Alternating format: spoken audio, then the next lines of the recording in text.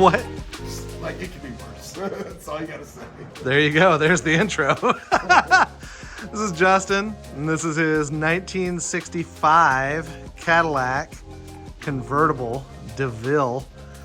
Yeah, she needs a little bit of love, but let's not bother fixing any of the rust or making it run or anything. Let's just put it on the ground. Priorities, man. Come on. So he says this thing has 10,000 original miles. 10,500 original. I don't believe you. It sat in the field for a while. It drove 10,000 miles into a lake. You're gonna edit this part out, right? No, man, How this were is you to edit? you need to edit something into that part. So we are going to install a Choppin Block front kit, and then we're just going to do our standard rear brackets, frame notch, and cut out the tunnel. I was hoping that nature had taken care of the drive shaft tunnel for us, but that's actually pretty solid, so we're gonna have to cut that out. Someone else is gonna have to patch that back up though when they do the floors. So we're going to disassemble. By we, I mean Justin and Rick. Say hi, Rick. All right. So they're gonna battle some rust, get some stuff cut out of here, and then I'll come in and act like a hero when I just bolt the new parts on. It's perfect. All right, stay tuned.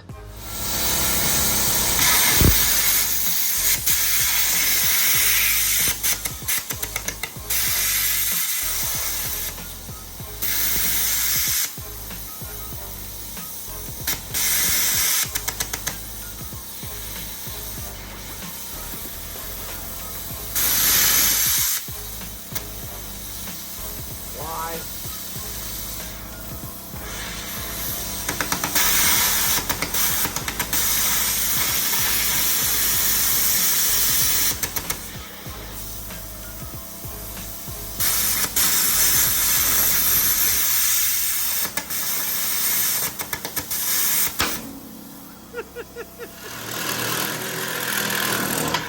Aha! I didn't get it. A lot easier than wrenching. So that was that 10,000 mile It sat in the field. field at the bottom of the lake. Tension rod nut didn't want to come off, so we're not reusing any of that anyway.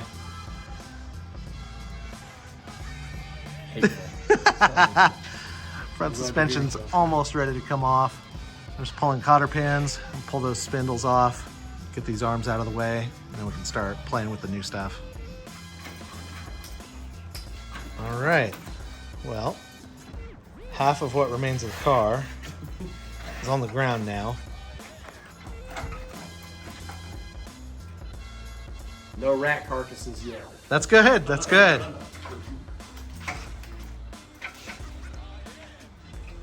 I got everything cleared out of the way. So all we have to do now up front is I'm gonna mark where to cut, and we just gotta cut the pocket out, make room for a 7-inch slam bag, and then we can start bolting on the Choppin Block front end. And then it's time to move to the rear. We'll have to do a little more cutting there, but that's easy. Good job, guys. Killing it. What did this wiring used to do? Dangle. Well, you fix that. All Yeah, right. wiring kit or whatever. Goodness gracious. A lot can happen in 10,500 miles.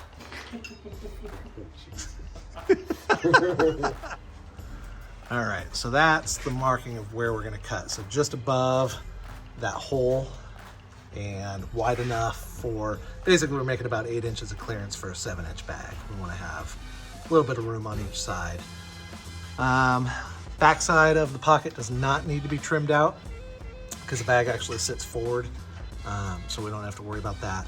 Once we do cut this, we're gonna expose an edge of 2 layers, so that'll actually need to be welded back up. So I'll let Rick do the cutting, I'll do the welding, and then Justin can start putting everything back together. Justin get clean. Justin's going to lunch. Justin has some cleaning to do. A little bit. It's gonna be all right. Dude, the amount of shit. No, we're not doing that. Not cutting yet? Okay. We'll start somewhere else. All right, pockets are trimmed out. So as you see right here, there's this double layer that ends up splitting. So what we're gonna do is just run a bead right along those edges, fill those in, and keep those two pieces from ever, it doesn't look like anything would ever separate anyway, but better safe than sorry. So we've got that on driver and passenger side, and then just that little gap right there that we're also gonna weld up. After that, it's ready to paint, and then we can start assembling the front. I don't really like any of this. I'm trying to stay out of the debris.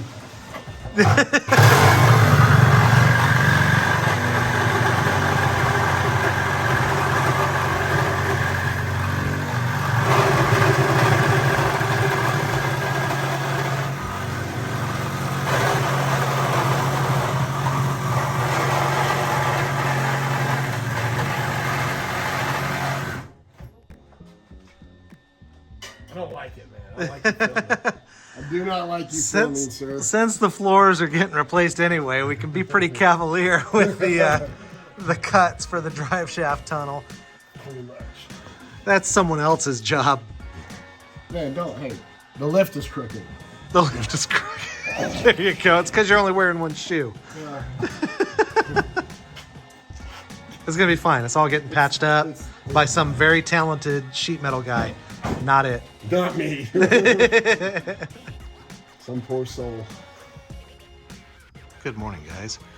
So for the rear of Justin's Cadillac, we are going to put it on the ground by notching the frame a bit.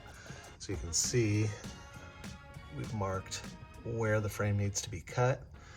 The way I did that is with this handy dandy template of the frame rail with a notch in it.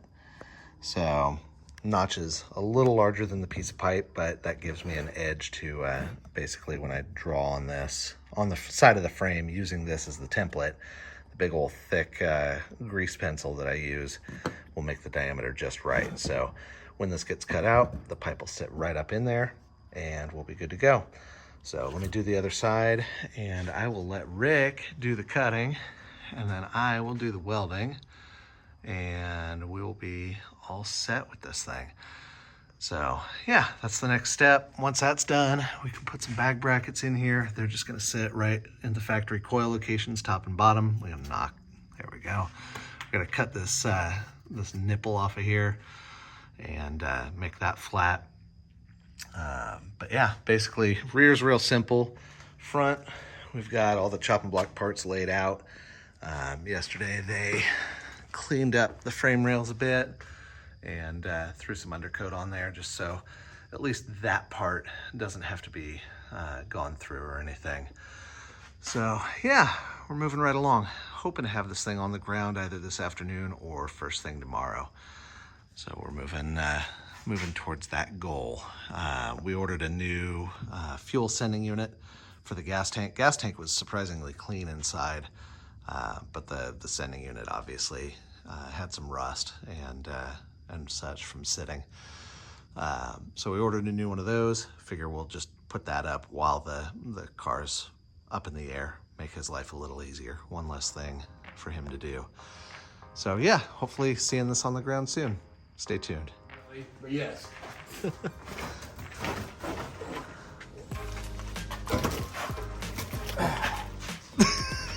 Easy seat removal. You ready? Oh, I'm ready. This is ugly. I'm so ready. Here? Wherever you gonna do it.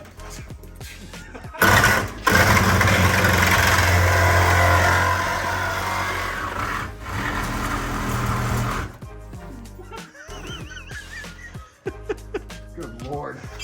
Drive shaft's in the way, guys.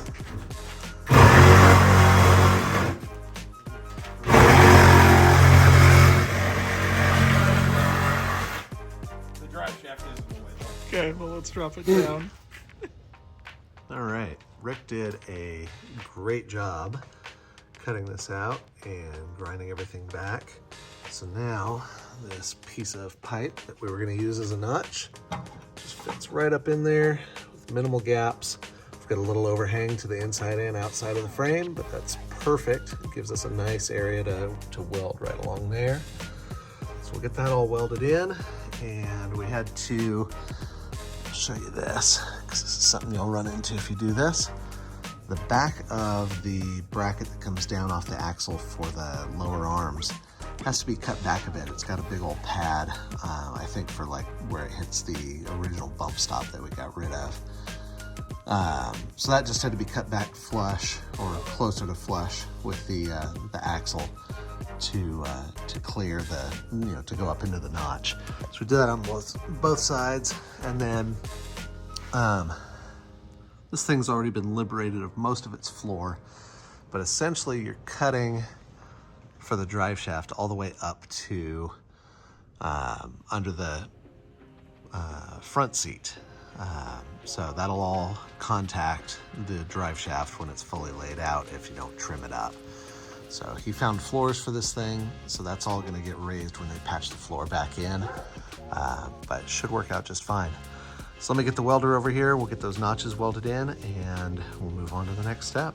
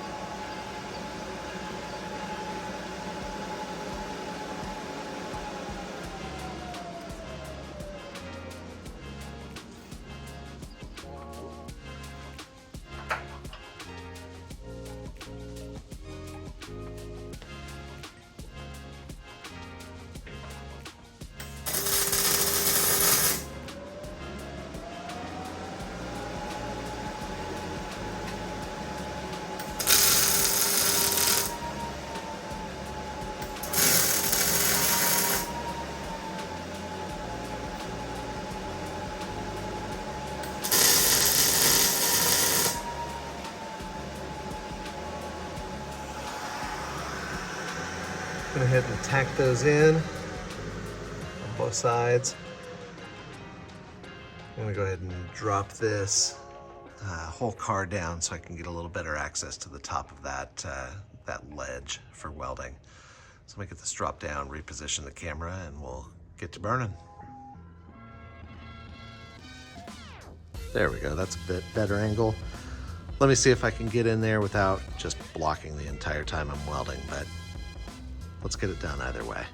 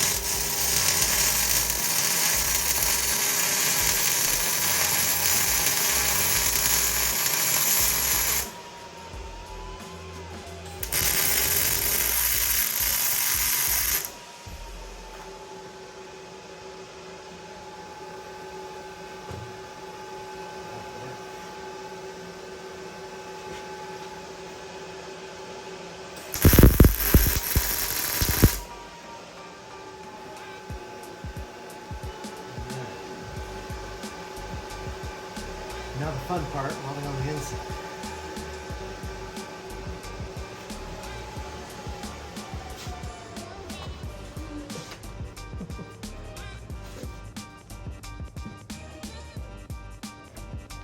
We're gonna have to go back up for that. They do the other side on the outside and bottoms, and then we'll lift it up and do the insides. That's a little rough.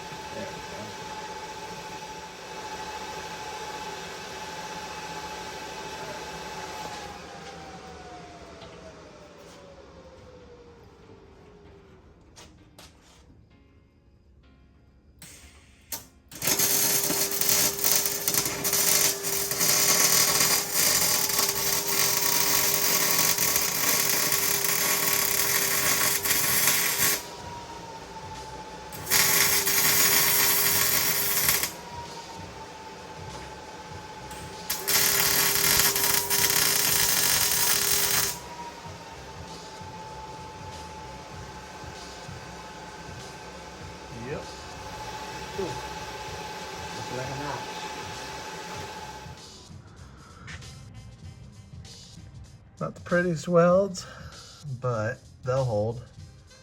At least as strong as the factory stuff.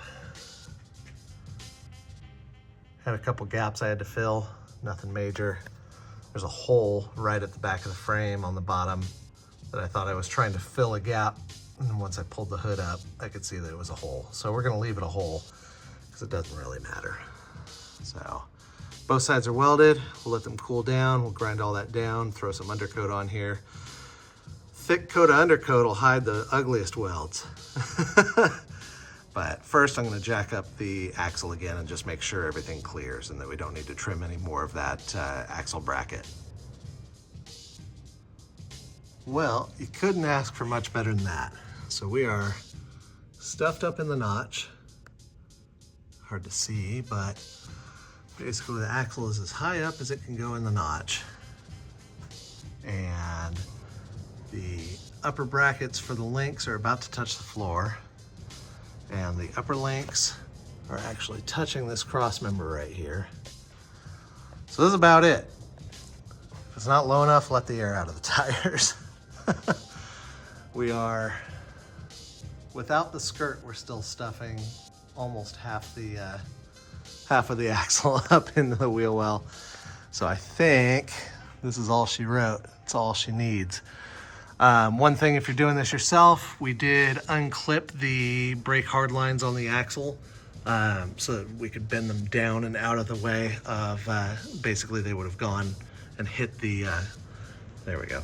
They would have hit the notch area. So we just unclipped them and bent them a little bit, and that got us the clearance we need. But this is exactly what we needed. So now with this up, I can measure the bag brackets, see what size cups we need to make, and I can measure the shocks and see how long we need those to be. So we'll do that and then move back over to the front, finish putting it together. Just about set on this one. So front suspension is all together. You can see the Choppin Block setup has a bracket that mounts where the tension rod was and a heim joint. We've got the lower arm and bag bolted in. Upper arms are in, pockets are cut out, plenty of clearance all the way around the bag. That's what we want to see.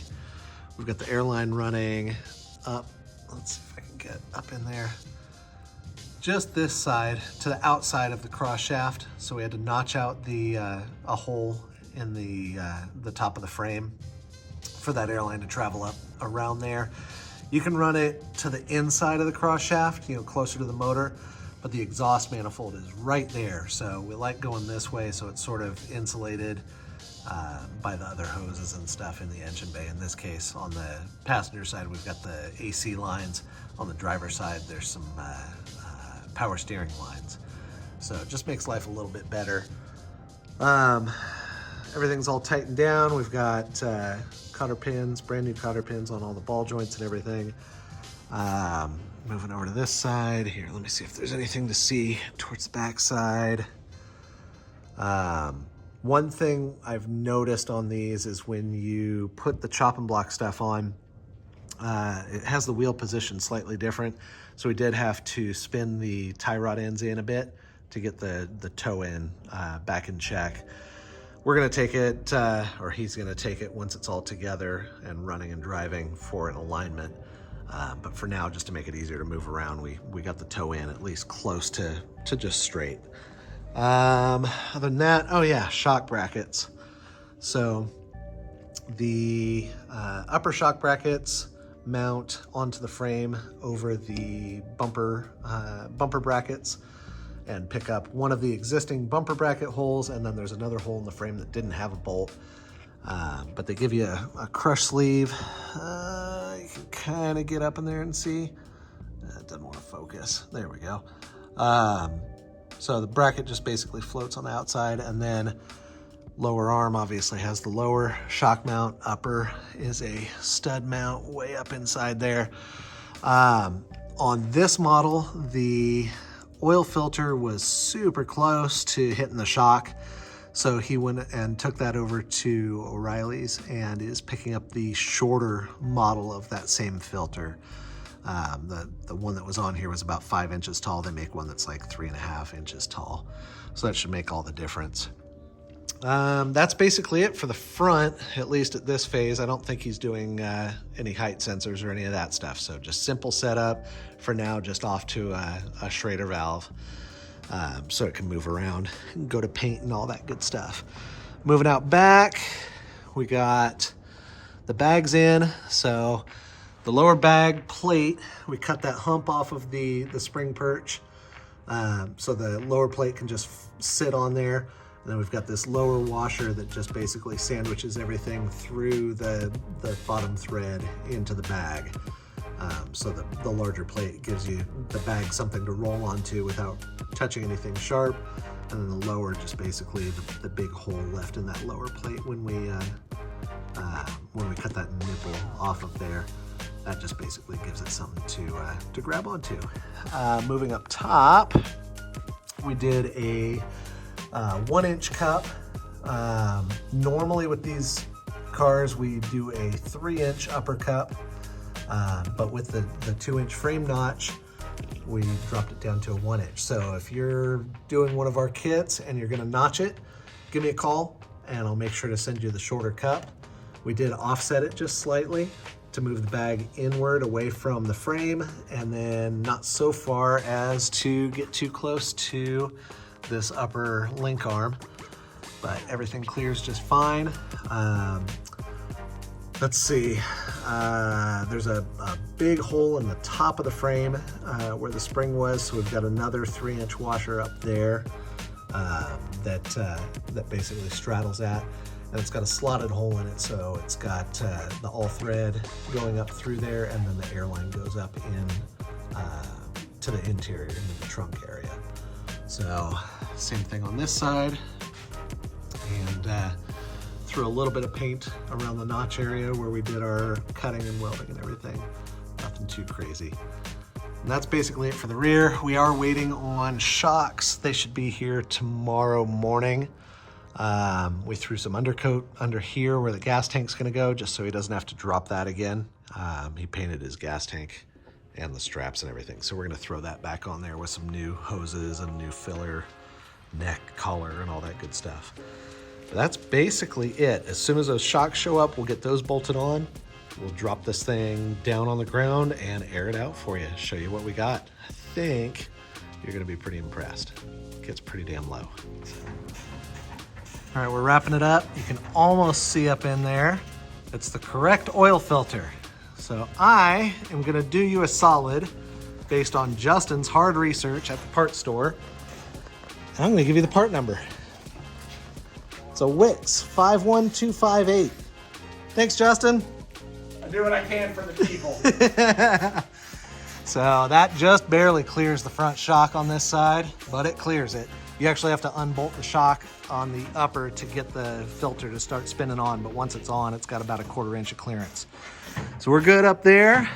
And moving to the back, Justin and Rick threw the gas tank back up. We did some new wiring for the ground and the sending unit. And yeah, you'll find the hardware eventually. We got new fuel lines running up to the hard lines. We blew those out yesterday and no blockage, thankfully, no major rust or anything like that. And we've got the KYB shocks in here. And I'm gonna do you another solid. Where are those boxes? You throw them away already? It's what, 344097? You got it. Hey, what a memory. So KYB 344097 will collapse down to 13 inches and fits the factory studs top and bottom. So that'll get you laid out with a little mini notch.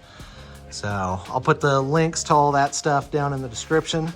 But other than that, we're ready to take the supports down and put some air in this thing and roll it out front. So hang tight.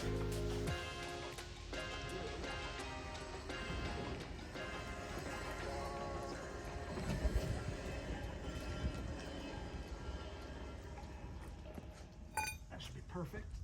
Boom. Well, let's let the air out.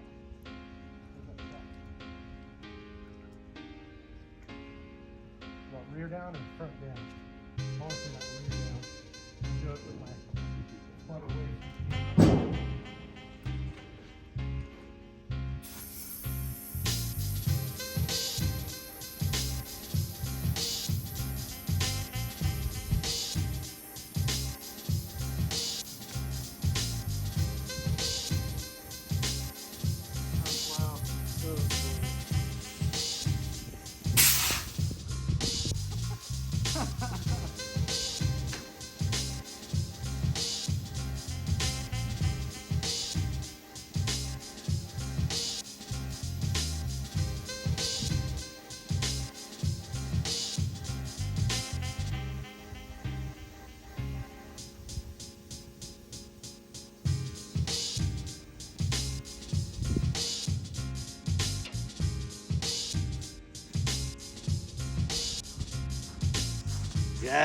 nice. That in there. Oh, I love it. Good stuff. That is laid out. All right, guys, I know if you're on this channel, you're used to me saying this, but you gotta have vision. Yes, the thing's crusty. Yeah, it has a little bit of rust in a couple spots. If you want to see how hard it lays frame, just right here. Fine. There it is. Backseat passengers, keep your feet up. But give it a few months and a few $1,000s. This thing's gonna look like brand new, except laying hard on the ground. That is, that's all the way down. So sick. All right, hopefully that helps inspire you on yours. 65 through 70 Cadillac. That's what this this setup will fit. So give me a call if you have any questions. Hit me up in the comments. Hit me up on the website, twistedimages.com.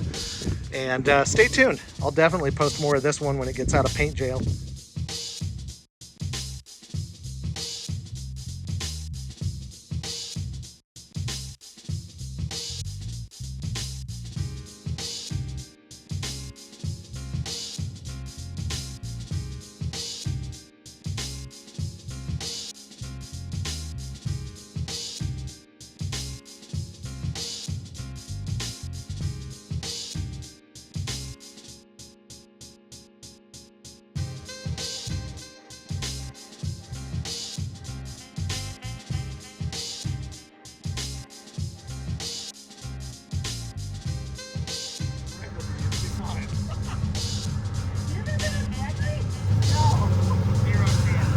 Later, buddy. Yeah.